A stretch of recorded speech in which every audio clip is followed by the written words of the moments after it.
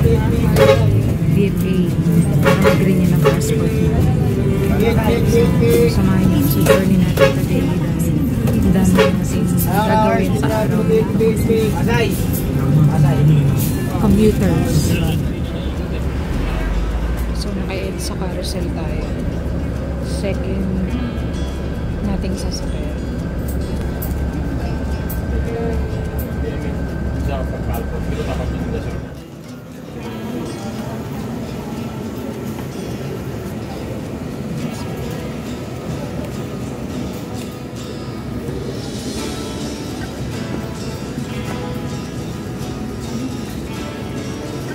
Mabilis naman yung process. Ang ganda sa dulo po. So, mabilis naman yung process.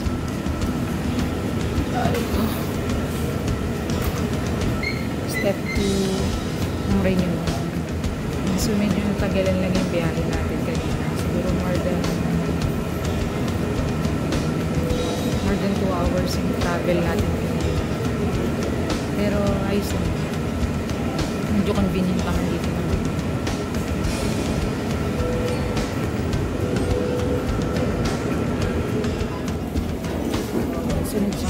Sunod lang po. Pila-pila lang. So parang kagaya na sa PSA. Super pila dito.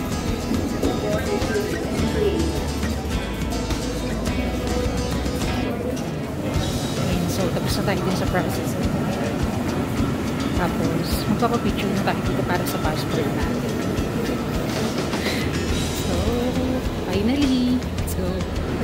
So finally, tapos na tayo sa RV processing ng ating passport. So, mabilis na naman yung process kasi mabilis din yung mga tao kumilos na. So, bakit nga ba tayo green yun ng passport natin? Malalaman nyo sa iba kong mga vlogs. Ayan. So, by next week, makukuha na natin yung ating passport, renew passport na may 10 years validity ng ating issue ng ating bagong passport. So, malalaman nyo bakit ako nag-renew ng passport sa iba kong mga vlog. At yung iba pa natin mga IDs at natin na-renew yan. So, pauwi na tayo papunta ng dance. So, bilis lang.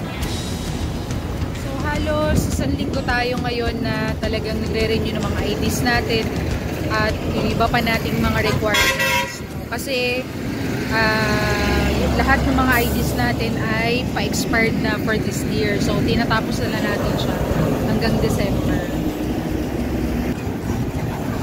So, ngayong week, halos lagi ako nasa Manila. Siguro naman may DAS mo dito. Doon na ba? Wala man lang sign. So, dito ako tapat na McDonald's kung sasakay ng pa-DAS mo.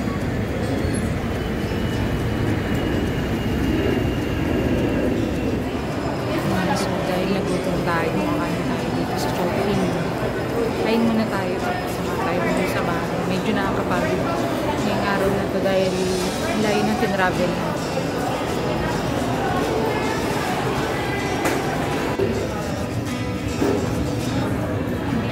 Sa sobrang gutom ko, hindi na ako nakapag-vlog dito. Kain.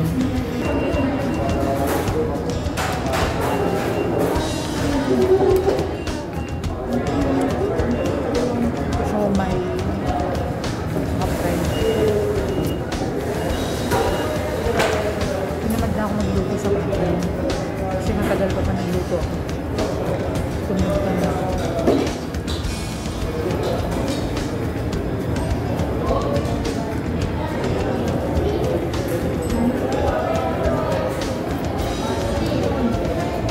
Mamaya na ako magluluto. Sobrang gutom.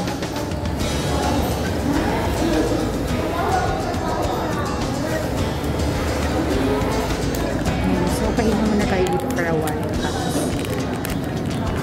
mag-dessert muna tayo.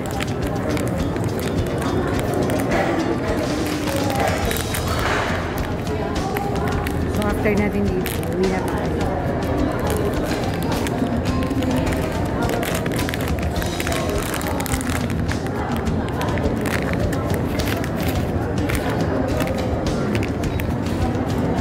Indoors mo.